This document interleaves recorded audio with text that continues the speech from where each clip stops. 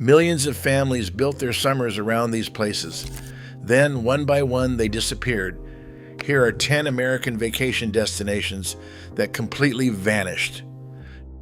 Number 10, Freedomland USA, Bronx, New York. Opened in June 1960, built by C.V. Wood, a former Disneyland executive, on marshland in the Baychester section of the Bronx. The park was shaped like a giant map of the United States, with themed sections recreating Chicago's Great Fire, the Old West, and San Francisco's earthquake. It was marketed as the East Coast's answer to Disneyland. The problem was money. Construction costs spiraled, attendance never matched projections, and the park bled cash from year one. It closed after just 4 seasons in 1964. The land became Co-op City, one of the largest housing developments in America. Number 9, Palisades Amusement Park, New Jersey. Perched on the cliffs above the Hudson River, directly across from Manhattan, Palisades opened in 1898 and became legendary for its massive saltwater swimming pool, one of the largest in the world at the time.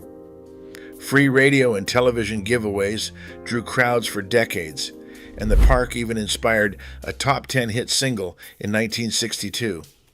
But by the late 1960s, the land beneath it had become far more valuable as real estate than as a park.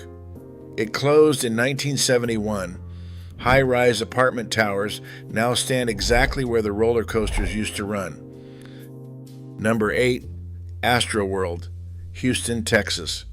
Built in 1968 by Judge Roy Hoffheinz, the same man behind the Astrodome next door, AstroWorld was Texas's answer to the great American theme parks, eventually absorbed into the Six Flags chain. For decades, it was the anchor summer destination for the entire Gulf Coast region. Declining attendance through the early 2000s, combined with the land's soaring value next to a major stadium complex, made the math impossible to justify. Six Flags closed it permanently in 2005. Today, the site is a parking lot. Number 7, Action Park, Vernon Township, New Jersey. Opened in 1978, this water and amusement park earned a nationwide reputation as the most dangerous in America. And it wasn't hype. Rides like the notorious Cannonball Loop caused so many injuries, it was shut down almost immediately. Several deaths occurred across the park's history. Insurance premiums eventually became unsustainable. Lawsuits piled up, and the original operation closed in 1996. A smaller, heavily modified version later reopened under different ownership, but the reckless park that built the legend was already gone. Number 6, Marineland of the Pacific, Palos Verdes, California. Opened in 1954, this was one of the first major marine mammal parks in the country, predating SeaWorld and drawing visitors to watch dolphins and killer whales perform above the Pacific cliffs. In 1987, its new corporate owner, which also controlled SeaWorld, made the decision to shut it down and transfer the animals south to San Diego, consolidating the business rather than competing with itself. The oceanfront site sat dormant for years before eventually becoming part of a luxury resort. Number 5, Opryland USA, Nashville, Tennessee. Opened in 1972 beside the Grand Ole Opry House, this country music-themed park combined live performances with genuine thrill rides and became one of the South's defining family destinations for a generation.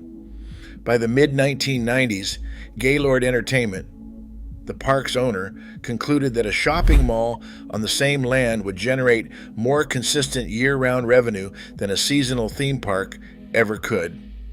Opryland closed in 1997. Opry Mills, a sprawling outlet mall, opened on the site 2 years later. Number 4, Geauga Lake, Aurora, Ohio. With roots stretching back to 1887, this was one of the oldest amusement parks in the country by the time Six Flags and later Cedar Fair took over. In 2004, its new owners merged it with the adjacent SeaWorld Ohio Park, briefly creating one of the largest amusement parks in the world by acreage. The merger didn't work. Attendance kept falling. Rides were sold off piece by piece to other parks, and the entire property closed for good in 2007. Number 3, Riverview Park, Chicago, Illinois. For over 60 years, starting in 1904, Riverview held the title of the largest amusement park in the world, drawing generations of Chicagoans with its record collection of roller coasters. Then, with almost no warning to the public, the park's owners announced its closure in the fall of 1967, citing rising land values and an aging, increasingly costly ride inventory.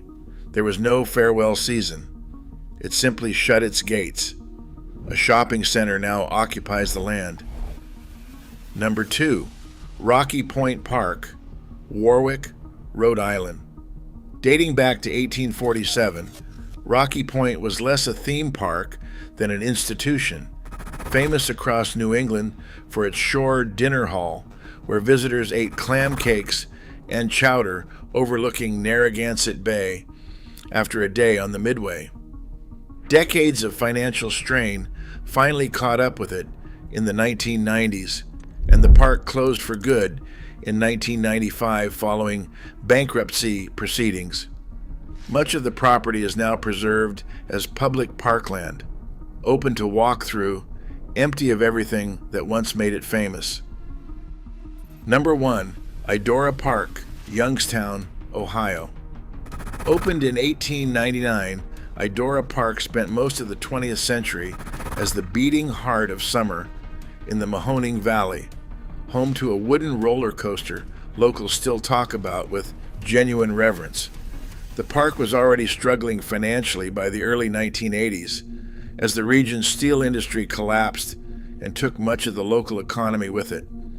A devastating fire in 1984 destroyed several major rides and buildings. The park never recovered and closed permanently that same year, another casualty of a city that was disappearing right along with it. 10 places, millions of memories, and almost nothing left standing to prove any of it happened.